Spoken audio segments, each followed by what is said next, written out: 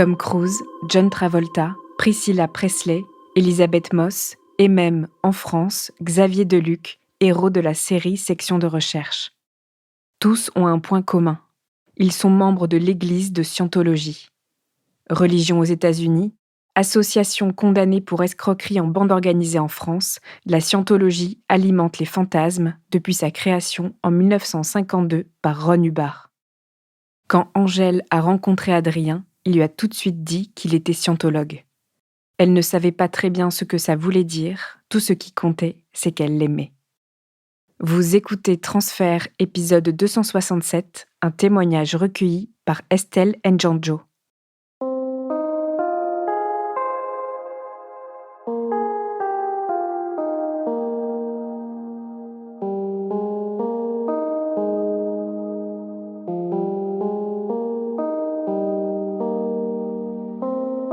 J'ai 15 ans, je vis avec ma maman. J'ai une maman qui est quand même assez permissive, mais avec beaucoup d'autorité. C'est-à-dire que, ok, t'as le droit de t'amuser, mais faut pas déconner non plus avec les cours. Mes parents sont séparés. Je vis principalement avec ma mère, mais je vais une fois tous les 2 week-ends chez mon père. J'ai des rapports avec ma mère qui sont un peu conflictuels. Ma mère travaille beaucoup. Mon père, c'est particulier. On s'entend bien, mais il a un rôle plutôt de papa pote où il remplit pas entièrement son rôle de père, mais il est plus laxiste que ma mère. Je dirais que j'ai une adolescence parfaitement normale. J'ai pas mal de copains. Je suis les cours, on va dire, de manière raisonnable, sans trop en faire, mais j'en fais quand même un minimum pour avoir des notes correctes et ne pas redoubler. Je suis très sociable, très active. Je suis quelqu'un d'exubérant. Je suis quelqu'un qui rigole beaucoup. Je suis quelqu'un qui se fait virer beaucoup des cours parce que je rigole trop fort. Je suis toujours prête à faire la fête. Je suis expansive comme personne, c'est-à-dire qu'on me remarque. J'ai beaucoup d'amis, je fais partie un peu du groupe populaire du lycée. On est dans un quartier de la ville qui est un quartier populaire. Et ouais, on n'est pas riche, quoi. On n'est clairement pas riche. Je sais que mes amis ont tendance un peu à... Enfin, ils ont des signes extérieurs de richesse, clairement, à leur âge. Moi, je trouve ça assez choquant parce que je connais pas ces trucs-là. Il y a quand même pas mal de tensions à la maison. Donc, en fait, j'évacue toute cette tension avec mes amis et au lycée. Donc, je suis quelqu'un qui a besoin de décompresser et de s'amuser. Je joue aux jeux vidéo depuis que j'ai 12 ans. J'aime beaucoup ça. Mon père aime ça aussi. Ma mère m'offre un ordinateur assez tôt. Je joue à un jeu qui est très populaire, qui s'appelle les Sims. J'ai aussi une PlayStation sur laquelle je joue beaucoup à des jeux vidéo de courses de voitures. Internet commence un peu à se développer, donc j'ai envie de me connecter, en fait, comme beaucoup de gens. Du coup, je m'inscris sur un site de jeux vidéo qui est assez populaire et je me mets à rencontrer et à parler avec des gens, pas franchement que de jeux vidéo, de plein d'autres choses. Avec certains, je me retrouve à discuter sur MSN de tout et de rien et en fait, je me fais de nouveaux amis en ligne, en plus de mes amis, que j'ai au lycée. Je traîne beaucoup sur un forum qui est un forum un peu, de blabla. C'est-à-dire qu'on parle pas, spécifiquement de jeux vidéo, mais on va s'échanger des blagues, on va s'échanger des photos. Enfin, c'est un peu un fourre-tout et dessus, il y a un garçon que j'aime bien. En fait, notre échange, la première fois que je parle avec Adrien, c'est en toute amitié, en fait. Il y a comme quelque chose qui se passe où, nos conversations sont plus que amicales. Il y a un très léger jeu de séduction. On reste très jeune.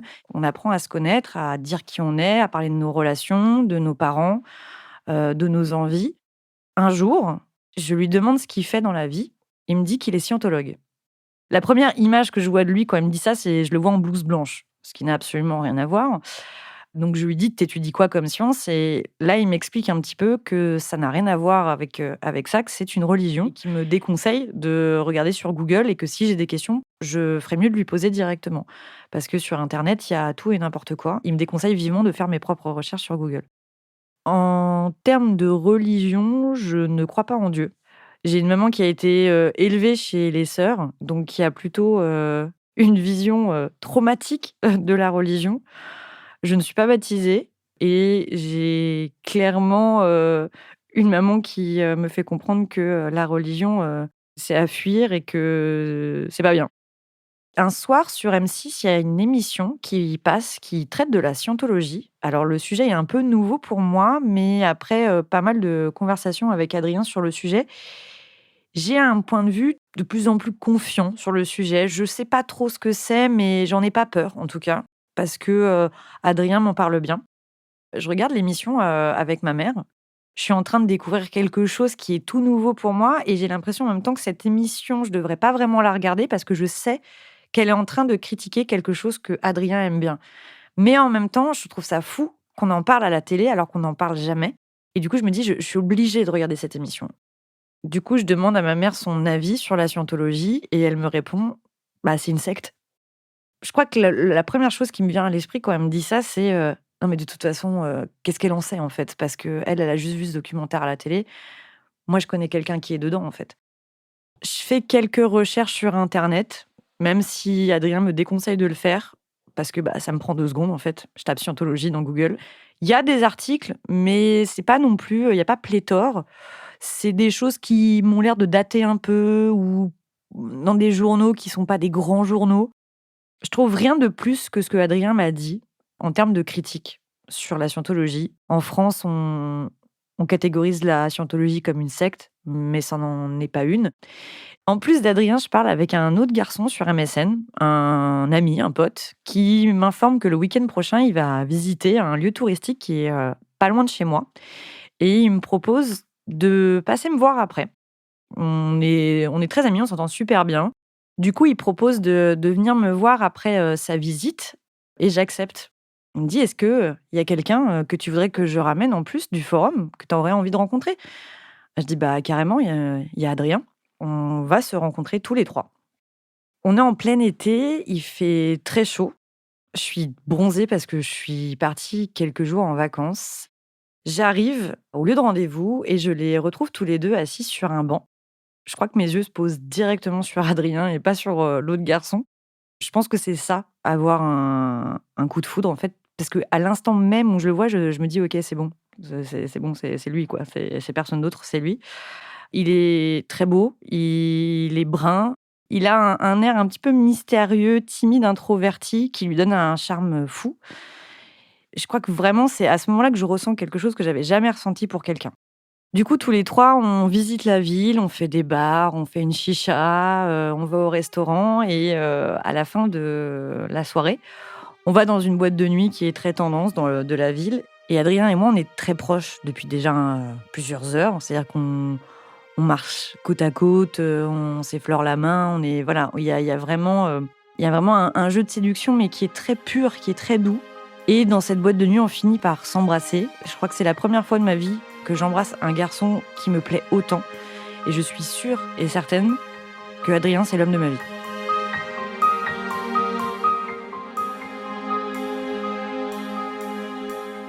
La première fois que je rentre dans l'église de Scientologie, je suis accompagnée d'Adrien, bien sûr. Je découvre un endroit, hyper propre. Enfin, c'est la première sensation que j'ai. C'est très blanc, très clinique. Il y a beaucoup de livres, surtout. Il est mis en place, le best-seller, il y a Dianétique, il est vraiment mis partout, parce que c'est un peu, pour eux, le premier livre à lire, quand tu veux un peu comprendre, de quoi il s'agit. Les gens sont hyper polis, très jeunes, très souriants. On sent que, ils ont envie de bien m'accueillir. C'est beaucoup pour moi parce que je découvre vraiment un environnement qui est celui d'Adrien. Lui, dans l'église, il travaille à la cafette. Ses amis sont ses collègues, donc je connais déjà ses collègues que j'ai déjà rencontrés, donc c'est pas une surprise. Je découvre toutes les différentes salles de l'église de Scientologie. Je découvre, les salles de cours, les salles d'audition. Je découvre les salles d'éthique, l'amphithéâtre et différentes salles de projection. Il y a des symboles religieux. Il y a la croix de la Scientologie. Il y a un buste du fondateur.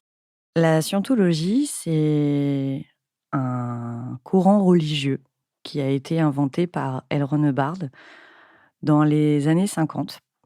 Le but de la scientologie, c'est d'aider les gens à se libérer de leurs démons, de leurs peurs, de leurs névroses.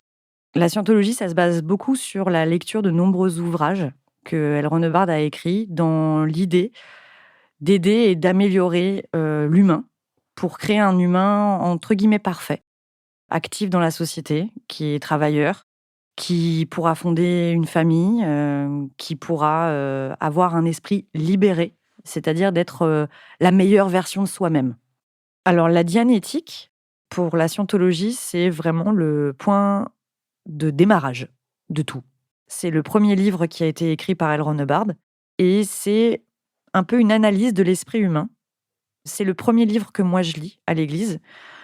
J'ai fait un bac L, donc je suis très branchée sur tout ce qui est philo et littérature aussi. Je retrouve beaucoup d'idées freudiennes. Je retrouve des choses qui s'apparentent au bouddhisme, etc. Je trouve ça assez étonnant parce que je trouve, quand je lis le livre, que c'est un peu un pot pourri de plein d'autres religions, de plein de recherches psychologiques qu'on connaît déjà, mais agrémentées de choses un peu New Age. Mais bon, c'est pas inintéressant. La Dianétique, c'est un gros livre, c'est un pavé. J'ai dû le terminer en 3 semaines parce que j'allais très, très régulièrement dans la salle de cours pour l'étudier.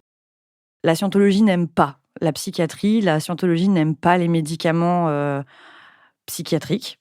La scientologie ne t'autorise pas à utiliser certains médicaments si tu prends des cours chez eux. Par exemple, tout ce qui est anxiolytique et antidépresseur, c'est interdit. Tu ne peux pas suivre des cours et de l'audition en scientologie si tu prends ces médicaments. L'audition de scientologie, c'est l'équivalent de la thérapie. La thérapie qu'on peut faire chez un psy, chez un thérapeute.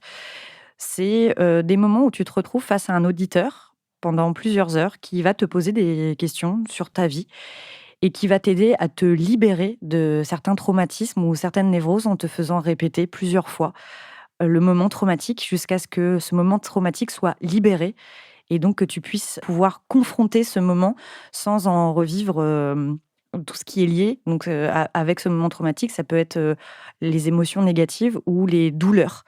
Donc, tu es en face de quelqu'un pendant voilà, plusieurs heures qui va te faire répéter, répéter, répéter, répéter le moment traumatique pour qu'il soit déchargé. La scientologie, on y entre surtout par une tierce personne dont on a confiance, mais on peut aussi y entrer à travers une rencontre au coin de la rue, parce qu'il y a certains scientologues qui distribuent des livrets dans la rue, partout en France, et qui vont inviter les gens à passer des tests de personnalité. C'est un test de 300 questions avec des questions de toute nature. En fait, c'est extrêmement large. Est-ce que tu aimes prendre plaisir à lire l'annuaire? Est-ce que les bruits de quelqu'un qui siffle t'agacent? Est-ce que tu prends du plaisir à taper des enfants? Donc après que Adrien m'ait présenté l'église de Scientologie, je commence à prendre mes premiers cours. Donc j'ai passé le cours sur la dianétique, puis après j'ai fait d'autres cours. La Scientologie propose plein de cours. Et pour certains cours, pas pour tous, mais pour certains cours, tu dois après te faire valider ce cours en passant par l'électromètre. Donc c'est une machine, c'est des boîtes que tu serres dans les mains. Et en fait, cet électromètre va permettre à la personne en face de savoir si, en effet, le cours a bien été passé et a bien été compris.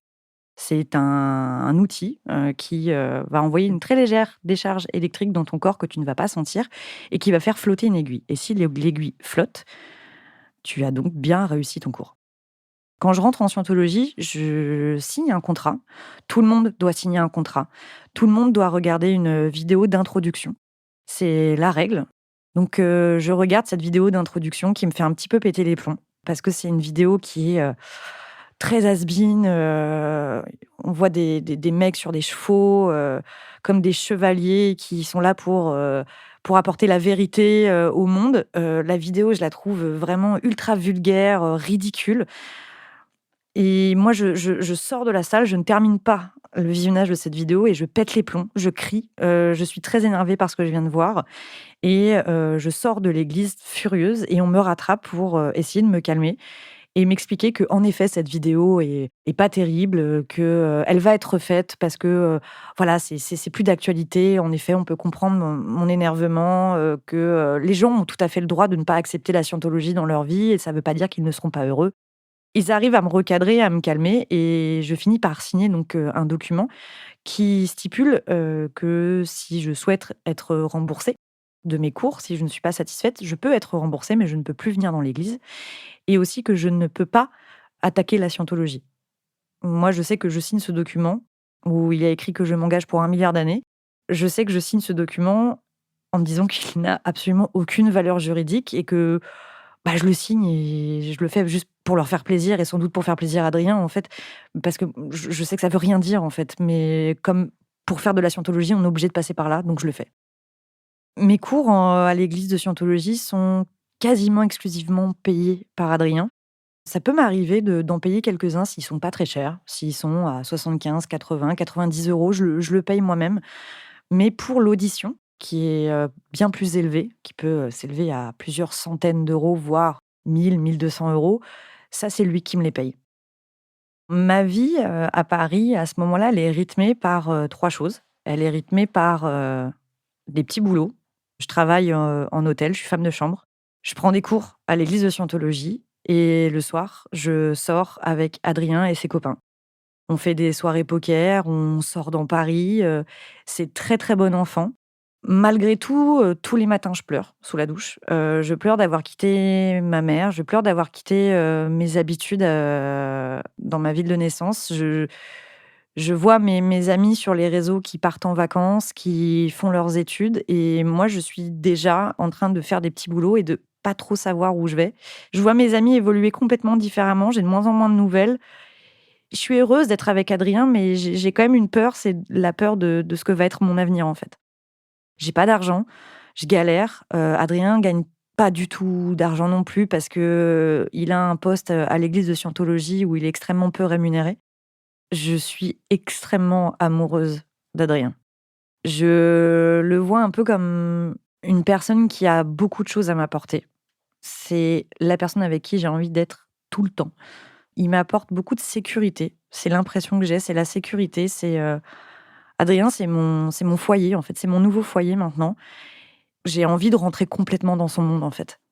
Je suis très assidue au sein de l'église. Je suis très régulièrement sur les cours du soir. C'est-à-dire qu'après mon boulot, je vais à l'église. J'ai vraiment pris mes habitudes de boulot, sciento, dodo. Je suis sûre qu'Adrien est très fier de voir comment j'avance. Il est heureux de pouvoir partager ça avec moi. Il me le dit, je sens que tu vas mieux, tu as plus confiance en toi. Apparemment, les cours ont un vrai effet sur moi.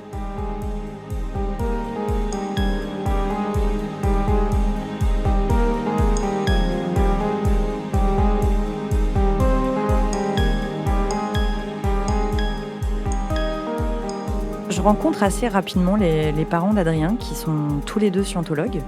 Moi, je ne suis pas vraiment scientologue, quoi. Je prends des cours de scientologie, je sais pas quelle image je vais donner de moi. Je trouve que c'est des gens plutôt accueillants, mais je n'ai pas non plus une accroche plus que ça. Je trouve que la mère d'Adrien est très différente de la mienne. Ça leur arrive parfois de partir, tous les deux, pendant 3/4 d'heure, pour discuter de choses qui ont attrait à la scientologie, mais juste tous les deux. Donc moi, je reste avec le reste de la famille. Toute la famille de Adrien n'est pas scientologue. La famille est réellement coupée en deux.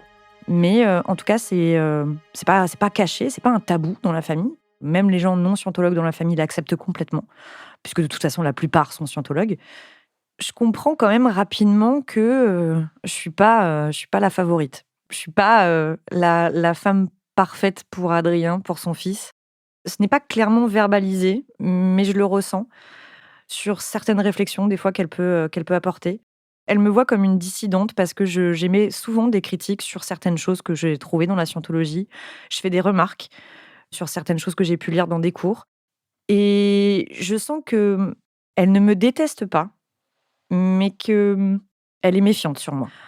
Au détour d'un café, une fois, elle dit que, clairement, la psychologie, c'est pour les faibles, les névrosés, que la psychiatrie, c'est pour les fous et que la scientologie, c'est pour les gens intelligents. Donc déjà, moi, là, le ton, il est donné. Je suis bien entendu absolument pas d'accord avec ça. Je lève les yeux au ciel, mais c'est tout ce que je fais. Je n'ai jamais voulu d'enfant avec Adrien. Je n'ai jamais voulu avoir d'enfant avec lui puisque ce n'était absolument pas possible de mettre un enfant dans cet environnement-là pour moi. C'était inconcevable. Parce que je voulais pas qu'un enfant fasse de la scientologie. Je voulais absolument pas qu'un enfant tombe dans la scientologie. Et de toute façon, la question d'enfant, entre nous, elle est à peine abordée. Au fur et à mesure, du temps, je perds un peu contact avec mes amis d'enfance. Ils sont loin, ils ont leur vie. Moi, maintenant, je suis à Paris avec Adrien, j'ai des nouveaux amis. Donc en fait, ma sphère se réduit de plus en plus. J'ai des nouveaux amis avec qui je m'entends très bien. Mais c'est vrai que je vis un peu dans un vase clos, en fait. Je tourne avec les mêmes gens. Ce milieu me convient mieux que mon ancien milieu. J'ai l'impression d'être différente maintenant, d'être plus adulte, de comprendre des choses que mes anciens amis ne comprendraient pas. La scientologie, ça m'a fait comprendre des choses et je suis pas sûre que mes anciens amis pourraient comprendre, quoi. À la rentrée 2009, je m'inscris en école de photographie. J'ai toujours voulu être photographe depuis adolescente et je suis acceptée dans une école à Paris, donc je suis, extrêmement contente. Entre-temps, je perds, mon grand-père. C'est, une perte très violente pour moi. C'est la première fois que je perds un membre de ma famille. Je vais plus aussi bien qu'avant. Je vais en cours de photo, j'ai du mal à m'intégrer, j'ai du mal à me faire des amis. Je sens que mon moral n'est pas au beau jour. Je commence à avoir des douleurs dans le cou, dans la tête. J'ai des crises d'anxiété dans le métro, je suis obligée de sortir pour pouvoir respirer. Je sens qu'il y a quelque chose qui va pas. Je commence à faire des migraines très, très importantes. Je me sens sombrer un tout petit peu et je commence à consulter des médecins qui me disent qu'il faut que je prenne des anxiolytiques parce que je suis en pleine anxiété. J'en parle à Adrien. Adrien, me déconseille fortement de prendre ces médicaments, me dit que ces médicaments font l'effet inverse, que ces médicaments vont me rendre encore plus anxieuse. Donc, au début, je prends les médicaments, sans lui dire, en cachette. Et en fait, je culpabilise. J'ai peur de ces médicaments, j'ai de plus en plus peur de les prendre, donc je décide de plus les prendre. Je continue toujours à côté, à aller à l'église de Scientologie et je vais vraiment pas bien. Vraiment, je leur dis que j'ai besoin qu'on m'aide. J'ai vraiment des douleurs, j'ai des peurs paniques, je me sens mal. Donc ils mettent en place un processus pour m'aider avec, un processus d'assist qui est un petit peu l'équivalent d'une forme d'ostéopathie. On en fait des heures et des heures et des heures. Je passe à chaque fois par l'électromètre pour voir si ça a marché. Je réussis à faire mentir l'électromètre parce que je n'en peux plus de recevoir des heures d'assist. C'était pas très compliqué de faire mentir un électromètre, hein. Il suffit juste de presser les boîtes, un peu plus fermement. À tel point que plus rien ne fonctionne sur moi, que je finis par avoir des pensées vraiment sombres. Je sais pas ce qui m'arrive, je suis triste, mélancolique, je vais vraiment pas bien. Et un jour, je suis convoquée en éthique et on me dit que, mon cas est inquiétant, en fait, et qu'il n'arrive pas à m'aider et il souhaite que j'aille consulter à l'extérieur, un médecin qui pourra m'aider et que je revienne quand j'irai mieux. De retourner dans le monde extérieur pour régler mon problème avant de revenir. Parce qu'ils estiment qu'il y a un risque suicidaire. Quand je suis exclue, je me sens un peu abandonnée. Je sens que Adrien est déçu et voire mécontent contre l'église de Scientologie de me lâcher comme ça. Et du coup, moi, je continue à avoir des médecins qui me disent absolument tous la même chose. C'est de l'anxiété généralisée, je dois prendre des médicaments. Sauf que je ne prends pas les médicaments. Je décide de faire autre chose, c'est-à-dire de faire de la respiration ou de faire des massages, de trouver une autre solution. C'est Adrien qui continue à me donner lui-même des assists, en fait, à la maison, pour essayer de calmer mes douleurs, de calmer mon anxiété. Il y a absolument rien qui fonctionne. Il y a rien qui fonctionne. Mon anxiété, elle est de pire en pire. C'est absolument dramatique. Je fais des migraines constamment. Je finis par consulter un neurologue qui me donne un médicament contre les migraines, qui est un médicament non psychiatrique, donc que Adrien me laisse prendre. Le médicament m'aide, je fais moins de migraines, mais par contre, je suis toujours dans une anxiété, terrible. Vraiment, j'ai même peur de mourir, en fait.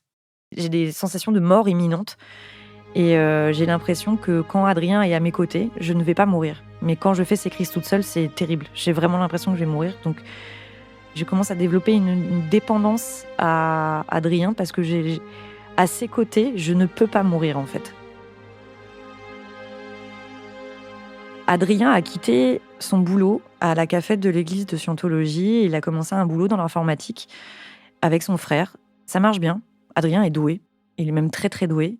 Son frère propose à Adrien de déménager à Los Angeles et avant de déménager à Los Angeles, il nous propose de voir à quoi ça va ressembler, notre vie là-bas, pour faire un peu de repérage. Donc en fait, c'est la première fois, depuis que je suis partie de chez ma mère, que je me retrouve seule. dans un appartement à Paris, en pleine étude de photo. Pendant 1 mois, je vis au rythme d'une, jeune célibataire parisienne, qui sort avec, ses amis, les quelques amis quand même que j'avais réussi à me faire à l'école de photo et heu et j'ai une sensation, assez étrange de liberté. J'ai l'impression de plus avoir de choses à penser ou j'ai plus une chape de plomb sur moi. Je suis juste en train de vivre mon quotidien, d'aller en cours, de sortir avec mes potes, de boire des bières. J'ai même, un petit crush pour, un garçon de mon école. Je m'autorise un tout petit peu, légèrement à le draguer, vraiment un tout petit peu, parce que, l'instant d'après, je culpabilise c'est assez excitant et quand Adrien revient de Los Angeles, j'ai peur. J'ai peur de ce que je vais ressentir pour lui, en fait. Est-ce que tout a changé depuis qu'il est parti? Est-ce que quand je vais poser mes yeux sur lui, je vais ressentir le même amour que j'ai d'habitude, en fait? Est-ce que ça va être la même chose? Et du coup, je vais le chercher à l'aéroport et quand je le vois arriver, j'ai mon cœur qui exalte et je me dis: «OK, c'est bon, je suis toujours amoureuse de lui, c'est génial». Donc on part à Los Angeles pendant 3 mois. Je ne m'y plais pas du tout. Je ne me sens pas du tout chez moi. Mon rapport avec Adrien, à ce moment-là, se dégrade. J'ai plus trop de désir pour lui, je suis perdue. Je ne sais pas si je suis encore amoureuse de lui, en fait.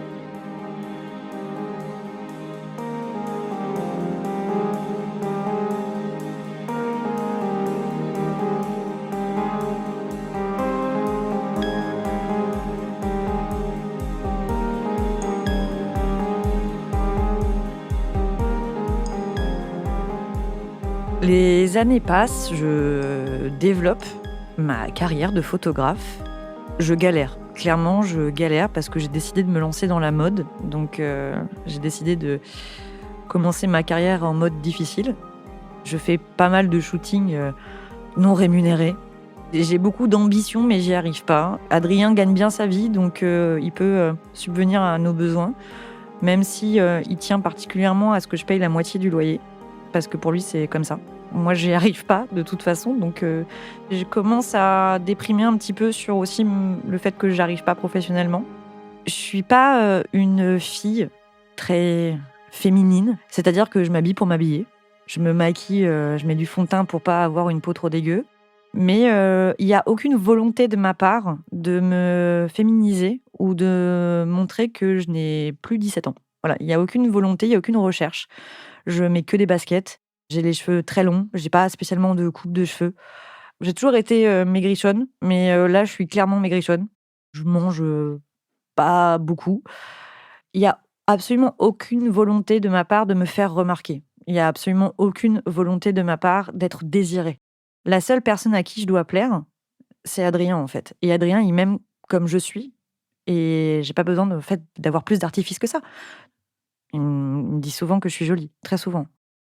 Je me fais des nouveaux amis dans le milieu, de la mode et de la photo.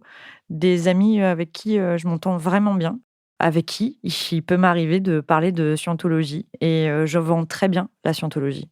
Quand je parle de la scientologie aux gens et de la façon dont Adrien en fait, je flatte Adrien. Je suis en train de le flatter, je suis en train de dire: «Regardez à quel point mon mec, il est intelligent, il fait ça». Alors qu'au fond de moi, je me demande un peu pourquoi je le fais quand même. C'est une vie de train-train et d'habitude. Mon désir, pour Adrien, est quasi inexistant. Je commence à un processus de deuil de mon désir, clairement, où je me dis que, c'est comme ça en fait, la passion s'est éteinte, maintenant je suis installée dans un couple, faut que je fasse avec. Je n'ai jamais, dragué ou je n'ai jamais été draguée par d'autres personnes que Adrien. Donc je ne sais pas trop quel, effet je peux renvoyer aux hommes. Adrien voit bien que je suis de plus en plus malheureuse et je vois que ça le touche énormément. Je vois qu'il a très envie de m'aider. Je vois qu'il essaie de discuter avec, l'église de Scientologie pour trouver des solutions, en fait. Parce qu'il voit que de plus en plus je me renferme, je maigris, je suis triste, j'écoute de la musique triste, je regarde des films tristes. Je cultive tout le temps cette tristesse. Je fais des crises d'anxiété et de panique très fortes, où mes muscles se contractent complètement, où, Adrien est obligé de me serrer très, très fort dans ses bras, parce que je lui demande vraiment de le faire. Je sens que que tout ça, ça dépasse Adrien et qu'il se sent impuissant face à tout ça. Il voudrait m'aider, mais il n'y arrive pas. Et il essaye de mettre des choses en place. On essaye de mettre des choses en place. Je ne vais plus à l'église, mais il me donne des cours à la maison. Il me donne des assistes à la maison, en fait. C'est-à-dire que l'église de Scientologie, c'est plus dans la rue, c'est chez moi, en fait, maintenant. Je suis entourée de bouquins. Les bouquins sont là aussi pour m'aider. Ils sont dans la maison, en fait. L'église de Scientologie, elle est à la maison maintenant. Bien que je sens que Adrien, il est touché par ce qui m'arrive, son visage, il est toujours très fermé. C'est-à-dire que il n'a pas de mots spécifiquement rassurants comme n'importe qui pourrait avoir. Il est assez clinique. Il n'est pas là pour me rassurer, en fait. Il est là pour trouver une solution à mon problème. C'est-à-dire, tu vas mal, ok. Voyons voir ce que l'on peut faire pour que tu n'ailles plus mal. Il n'y a pas, comment dire, de sensibilité, il n'y a pas de réconfort comme je voudrais. C'est-à-dire, des mots doux, des caresses, quelque chose vraiment il y a pas cette tendresse dont j'ai besoin quand je suis en pleine crise. Adrien, parfois, me fait un peu peur parce que je me dis: «Mais, des fois, je suis dans de tels états qu'il devrait pleurer devant moi, en fait. Je devrais ressentir quelque chose de plus fort venant de lui s'il m'aime». Et en fait, je remarque qu'Adrien, je l'ai jamais vu pleurer.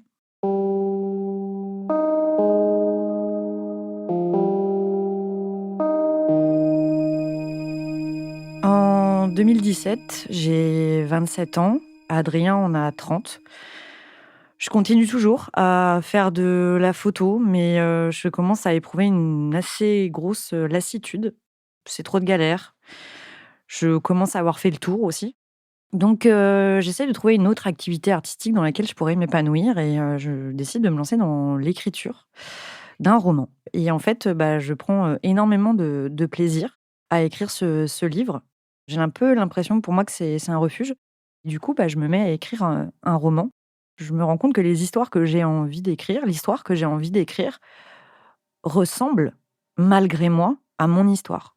Ça fait aussi 2 ans que je suis végétarienne et que je milite un peu pour la condition animale et contre l'exploitation animale. Et je me fais de nouveaux amis dans cette communauté, des amis qui sont très militants, des amis qui sont très à gauche, des amis qui sont féministes et qui m'introduisent à des sujets que je ne connaissais pas vraiment, qui me font lire des livres que je ne lisais pas avant. Je découvre Mona Chollet, je découvre Mathieu Ricard, c'est des nouvelles idées que j'aime beaucoup. Et en fait, je me rends compte que finalement, il y a des idées que j'avais jamais grattées en moi, que j'étais jamais allée chercher et qui sont en train de vraiment se développer de plus en plus. Adrien est tout aussi intéressé que moi sur le végétarisme. Il est même plutôt, d'accord avec les sujets qui sont liés à tout ça. Par contre, il porte un regard beaucoup plus critique sur les manifestations auxquelles je participe. Nos rapports sont plus conflictuels. Moi, je commence un petit peu à me politiser. Nos rapports sont plus conflictuels parce que moi, je comprends très vite que de toute façon, Adrien, il a des valeurs qui sont très ancrées à droite de par sa famille, les idées de sa famille et les idées de son église. Je suis toujours quelqu'un de très flippé. Mes crises d'angoisse sont toujours extrêmement présentes. J'ai une anxiété généralisée, clairement, et j'en peux plus. Genre vraiment, j'en peux plus, je prends toujours pas de médicaments. Je voudrais vraiment trouver une solution pour me débarrasser de ces trucs-là qui me pourrissent la vie. Et Adrien, du coup, me propose un dernier grand coup pour essayer, pour voir si là, cette fois-ci, ça va marcher. Il s'assure vraiment que cette fois-ci, je vais être extrêmement bien pris en charge, que ça sera extrêmement bien fait. Enfin, c'est vraiment, voilà, cette fois-ci, ça va marcher. Donc en fait, il m'a inscrit avec un auditeur à des séances d'audition, à de nombreuses séances d'audition, qui devraient faire un grand ménage normalement, qui devraient vraiment, vraiment m'aider. Je retourne très régulièrement donc à l'église de Scientologie pour suivre ces séances. Je me fais donc introduire la personne qui va me prendre en charge pour toutes ces séances. La première fois que je le vois, je me dis: «Waouh, il est vachement élégant ce type, quoi». Genre, je le trouve très impressionnant. Je le trouve, très beau. C'est pas quelqu'un qui a une beauté, classique, mais il dégage quelque chose de très fort que j'aime beaucoup, en fait. Et donc les séances, se suivent de manière très régulière. Pendant ces séances, c'est des questions très personnelles qui sont posées. Donc on se confie beaucoup et moi, je me confie beaucoup à cet auditeur que je trouve, hyper gentil, hyper doux, hyper à l'écoute, très souriant et de temps en temps même, on passe des fois 20 minutes à pas faire cette session, en fait. On parle de des choses qu'on aime, de la cuisine qu'on aime, des groupes de musique qu'on aime, enfin et moi, je l'aime vraiment beaucoup. C'est-à-dire que je finis même par penser à lui en dehors des séances et à avoir hâte de le retrouver et il commence à m'envahir complètement l'esprit. Au bout de quelques semaines, je pense à lui constamment et je me dis: «Waouh, là, j'ai un problème. Je crois que je suis en train de développer des sentiments pour lui, c'est très problématique». Ça en devient tellement problématique que je commence à angoisser sur le sujet. Je vais à ces séances d'audition 3 à 4 fois par semaine et ça dure, 3-4 mois. Je décide, déjà d'en parler, à Adrien parce que je vois pas comment, je vais pouvoir continuer, en fait, avec cette problématique qui est en train de me bouffer et c'est surtout je peux pas mentir à Adrien, en fait. C'est insupportable de le voir tous les jours et de pas lui dire que je suis en train de tomber amoureuse de quelqu'un d'autre. Donc ben, une après-midi, il est en train de travailler sur son bureau, il est sur son ordinateur. Il est dos à moi et je me dis: «Il faut que je lui dise». Je me mets à trembler, j'ai hyper peur. Je vais devoir lui dire et je me demande comment il va réagir et je lui dis: «Écoute, Adrien, il faut que je te dise, bah, je crois que je suis en train de tomber amoureuse de mon auditeur». Il me dit que c'est une bonne chose, en fait. Il me dit que, bah, c'est normal qu'il se passe des choses pendant l'audition. C'est pas surprenant. Lui, il est pas du tout surpris. Ce sont des choses qui arrivent parfois en audition. On peut tomber amoureux, ouais. Quand j'annonce à Adrien que j'ai des sentiments pour mon auditeur, j'attends une réaction de sa part qui me montre qu'il est amoureux et fâché. Je sais au fond de moi que c'est un peu stupide d'attendre ça, mais en même temps, j'ai besoin de cette preuve d'amour, en fait et je crois que c'est la première fois que j'envisage en 10 ans de quitter Adrien pour partir avec ce mec, alors que cette personne, n'est pas disponible, en fait et que c'est, pas vraiment un amour extrêmement rationnel, en fait, mais je suis complètement perdue dans ma vie, sentimentale et dans ma vie tout court, en fait. Je décide de dire la vérité à mon auditeur parce que en fait, si je continue comme ça, les séances déjà vont pas bien se passer et puis moi j'arrive plus à le regarder dans les yeux, j'arrive plus à mentir, en fait. En plus, le mensonge, c'est mal, donc voilà, le mensonge en scientologie, c'est absolument pas toléré.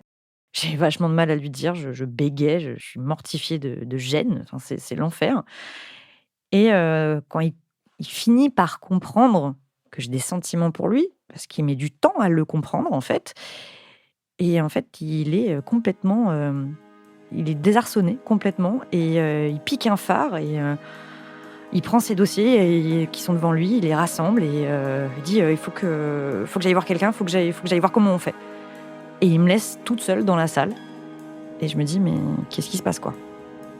Du coup, bah, je me retrouve, dans une salle, après avec une autre personne, donc avec l'auditeur, dont je suis complètement en crush et une autre nana qui m'ouvre un livre pour m'expliquer qu'il y a 3 sortes d'amour.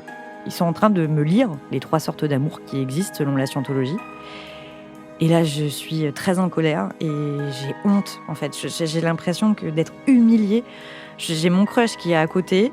Je pense à Adrien, j'ai l'impression d'avoir fauté et j'ai quelqu'un qui est en train de m'expliquer ce que c'est l'amour, quoi. Genre, à moi. Qui peut m'expliquer à moi ce qu'est l'amour alors que j'ai l'impression de ne faire que ça, de n'aimer que Adrien depuis 10 ans. Je suis une experte de l'amour, en fait. Et je décide de quitter la salle. Je veux plus en entendre parler.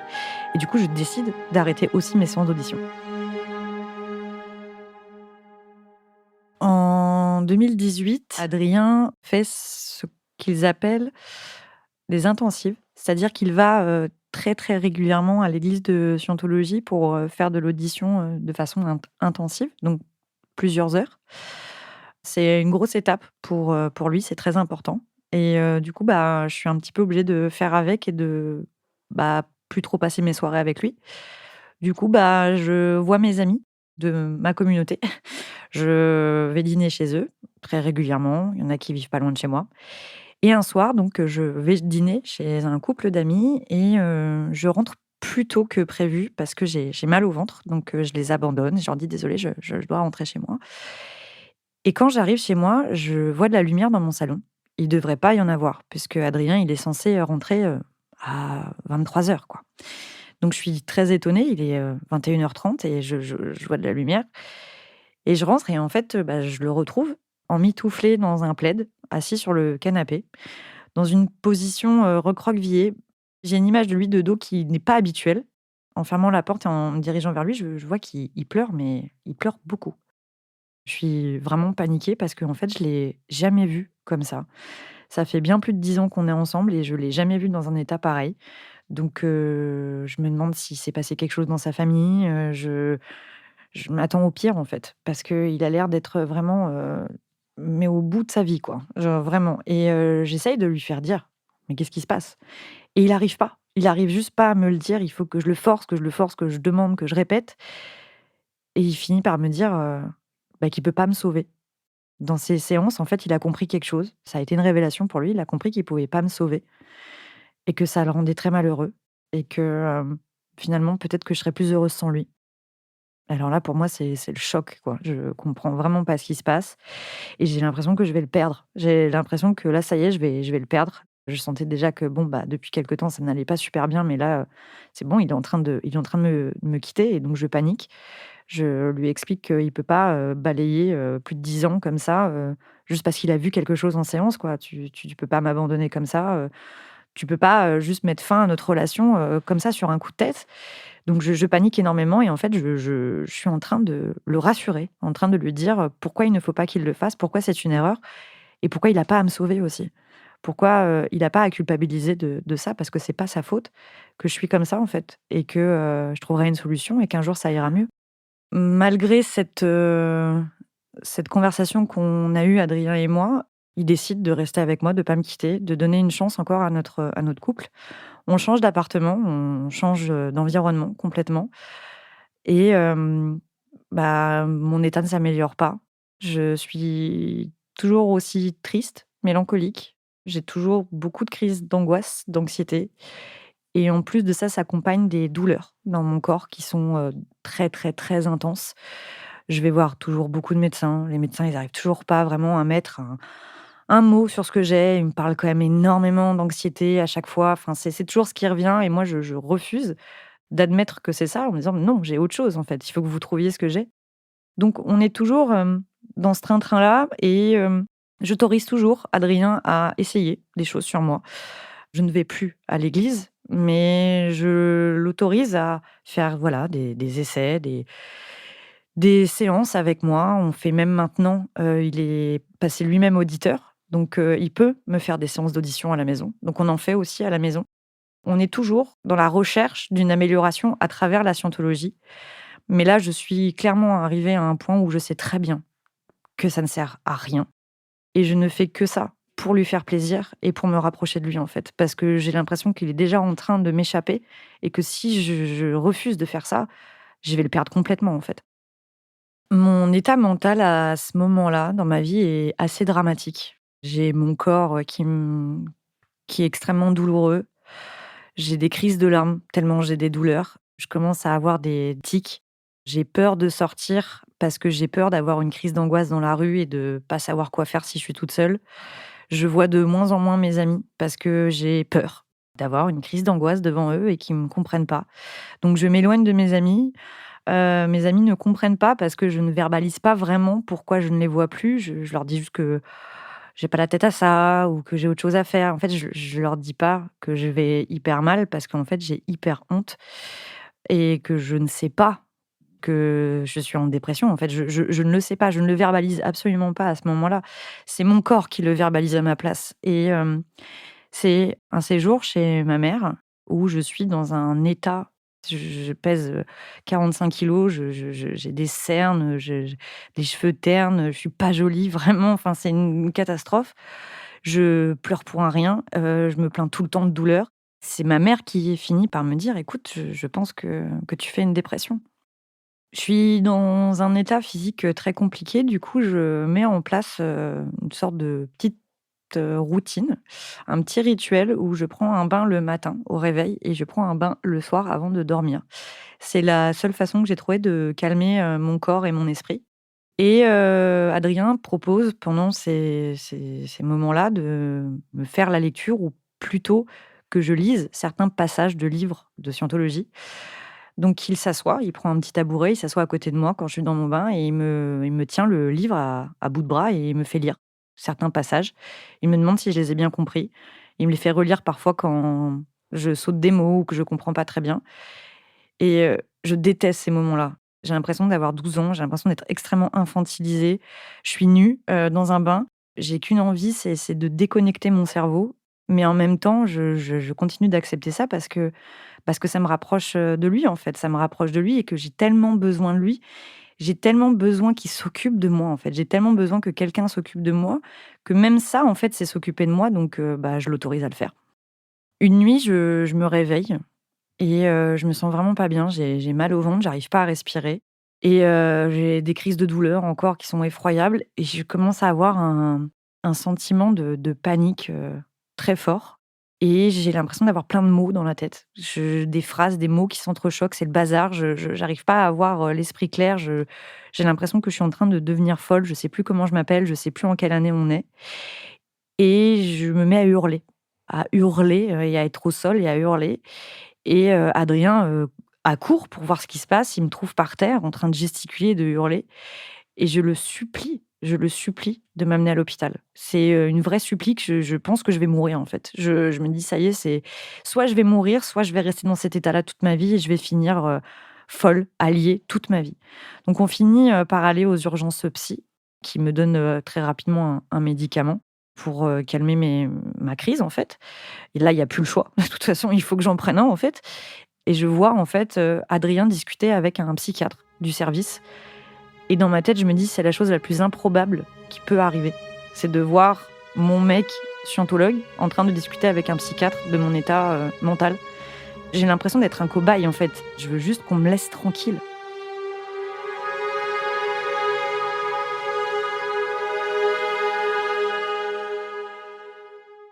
On est en décembre 2019 et notre couple va vraiment, très, très mal. J'arrive plus trop à savoir si tout ça, ça vaut encore le coup, en fait. Je vois pas d'avenir. Je suis vraiment désespérée et je me dis: «Il va falloir que j'en parle, en fait, à ma mère» parce que, j'ai l'impression qu'on va se quitter et j'ai vraiment besoin d'en parler à ma mère et j'ai vraiment besoin de lui dire la vérité. Parce que j'ai jamais dit la vérité à ma mère sur toutes ces années. J'ai besoin de lui dire que Adrien est scientologue, en fait. Donc je l'appelle et je lui dis: «Écoute, maman, il y a un truc que je t'ai jamais dit sur Adrien». Et forcément, ma mère, elle panique un peu parce que ce genre de phrase, c'est quand même, hyper suspect et j'arrive pas à lui dire.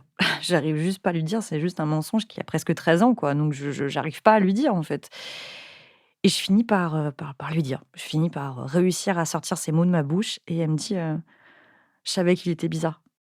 On passe Noël, avec Adrien chez ma mère et son conjoint et donc c'est la première fois qu'on va chez ma mère, et qu'elle est au courant que Adrien est scientologue. Elle l'avait déjà vu de nombreuses fois, mais là, c'est la première fois qu'elle le voit, sous son véritable jour.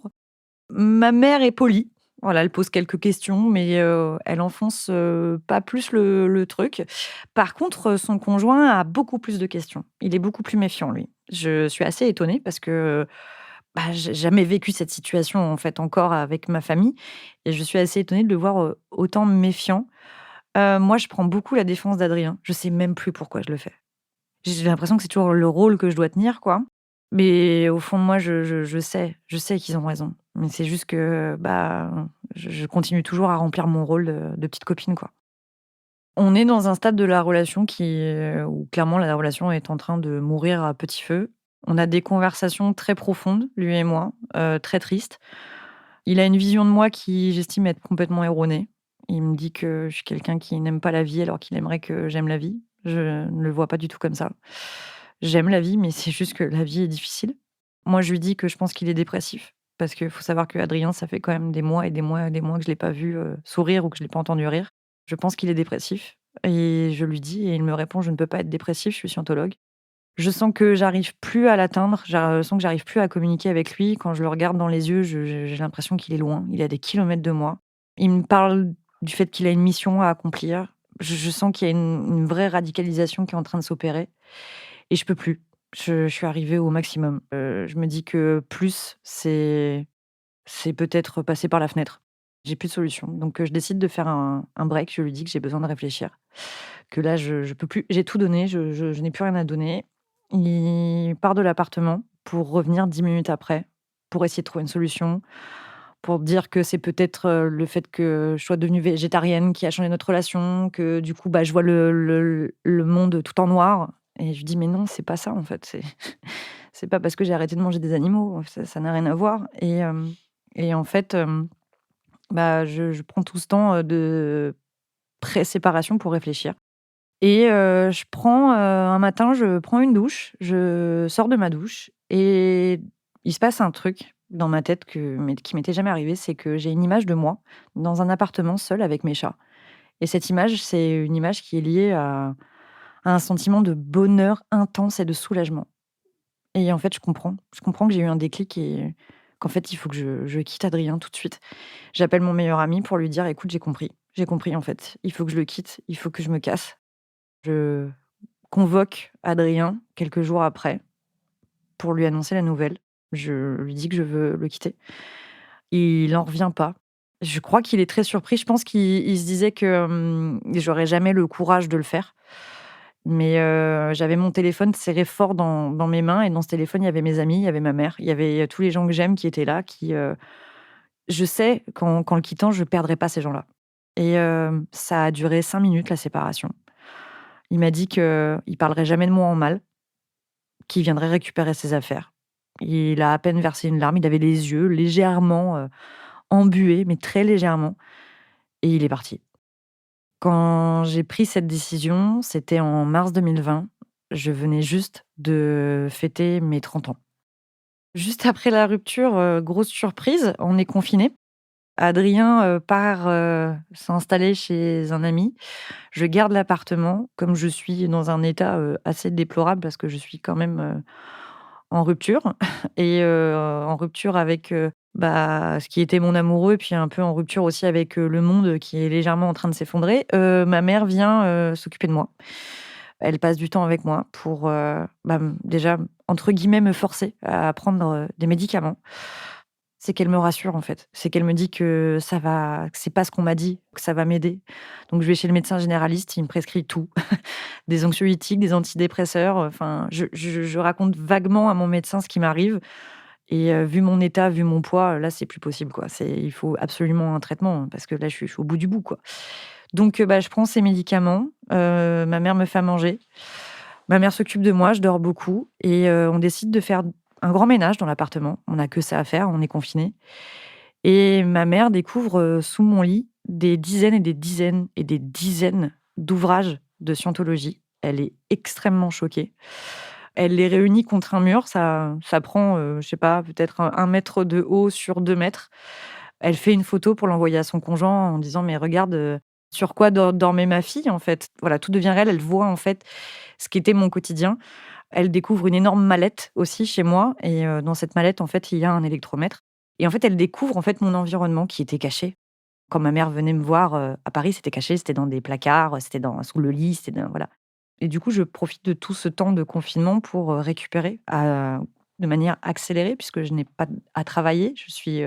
Mon activité de photo est en stand-by. En 3 semaines, un mois, je sens déjà que, je suis en train de reprendre des forces et que je suis en train tout doucement de sortir des enfers et de rejoindre les vivants, quoi.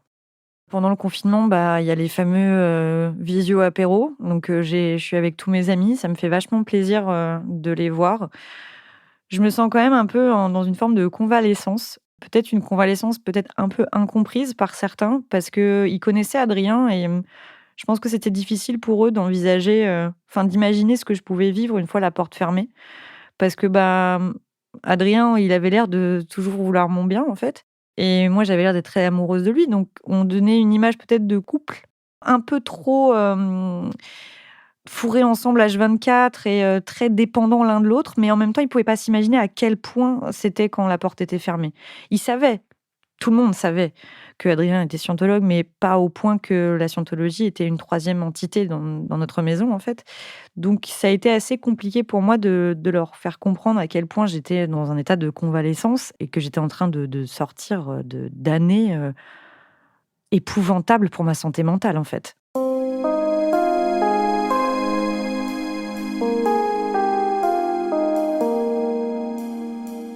je sors libre du confinement et je sors libre et célibataire. Donc j'ai une sorte de liberté totale, une liberté qui est extrêmement vertigineuse même. J'ai les médicaments qui marchent, qui sont vraiment efficaces. Alors qu'on m'a toujours dit de m'en méfier, je crois que j'ai jamais eu autant de stabilité émotionnelle. En fait, j'ai la tête enfin légère, j'arrive à juste à souffler, à respirer. J'ai vraiment l'impression d'avoir quitté le monde des morts vivants pour revenir avec les vivants, quoi. Clairement, c'est la sensation que j'ai.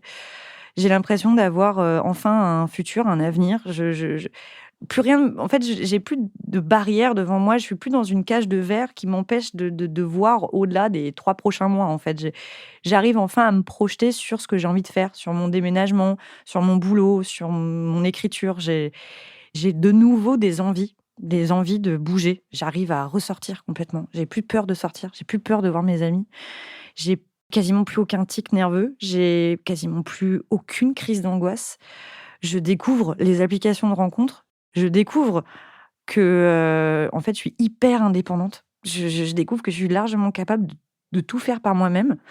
Je suis hyper organisée comme personne, je suis hyper capable et un tournant, majeur dans ma vie, c'est de prendre mon premier appartement, le tout premier. J'ai 30 ans et c'est mon tout premier appartement et sur la boîte aux lettres, il y a juste écrit mon nom de famille, en fait.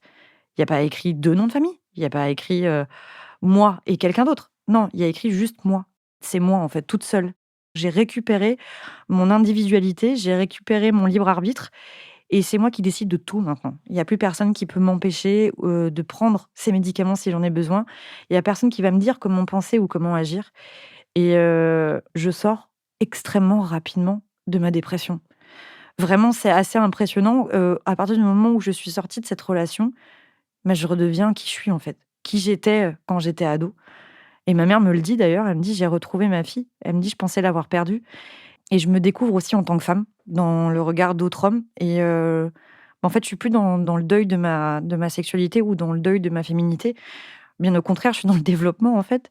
J'ai beaucoup de retard à rattraper, donc mes copines m'aident beaucoup sur, quoi faire, pas quoi faire. Enfin, elles me préviennent de choses parce que, bah, je suis très prolifique dans mes rencontres, parce que j'ai un besoin, de consommer la vie. J'ai énormément de retard. Aujourd'hui, avec, le recul, ça fait 3 ans que j'ai quitté Adrien. Bah, je sais que c'était la meilleure décision pour moi, que probablement c'était aussi la meilleure décision pour lui.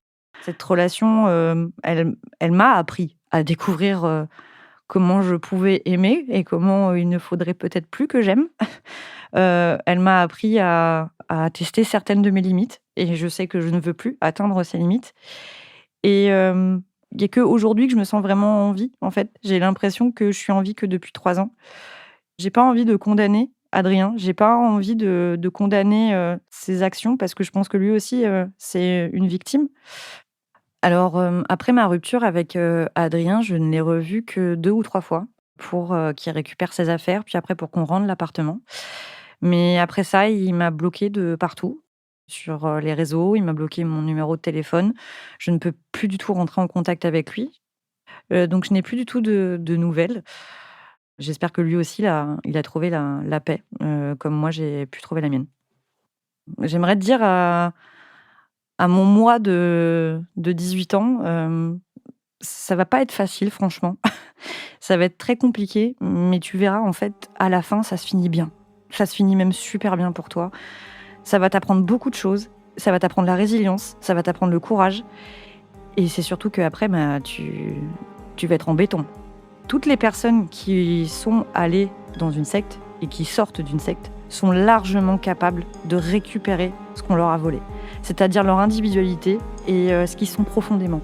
Moi, on me l'a arraché pendant quelques temps, clairement, on me l'a arraché, mais en fait, j'ai réussi à le récupérer parce que je suis bien entourée, j'ai des amis en or, j'ai une maman aussi qui s'est occupée de moi et je me suis accomplie aussi par mon travail et par de nouvelles rencontres que je fais tous les jours. Maintenant, depuis, je suis plus du tout fermée aux autres. Bien au contraire, je suis ultra ouverte. Avant, je ne faisais jamais de nouvelles rencontres. Maintenant, j'en fais beaucoup. Et j'espère que ça va continuer comme ça pendant encore super longtemps.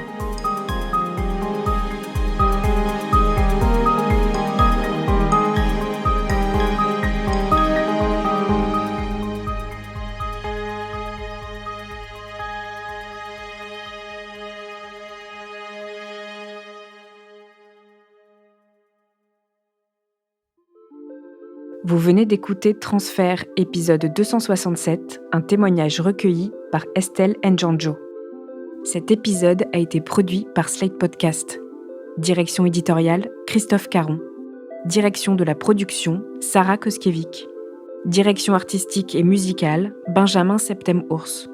Production éditoriale, Sarah Koskiewicz et Benjamin Septem-Ours. Chargée de pré-production, Astrid Verdun. Dérochage, Estelle Njanjo. Prise de son, Johanna Lalonde. Réalisation, Victor Benamou. Musique, Arnaud Denzler. L'introduction a été écrite par Sarah Koskiewicz et Benjamin Septem-Ours. Elle est lue par Aurélie Rodriguez. Retrouvez Transfert tous les jeudis sur Slate Audio et sur votre application d'écoute préférée. Découvrez aussi Transfert Club, l'offre premium de Transfert. 2 fois par mois, Transfert Club donne accès à du contenu exclusif, des histoires inédites et les coulisses de vos épisodes préférés. Pour vous abonner, rendez-vous sur slate.fr/transfertclub. Pour proposer une histoire, vous pouvez nous envoyer un mail à l'adresse transfert@slate.fr.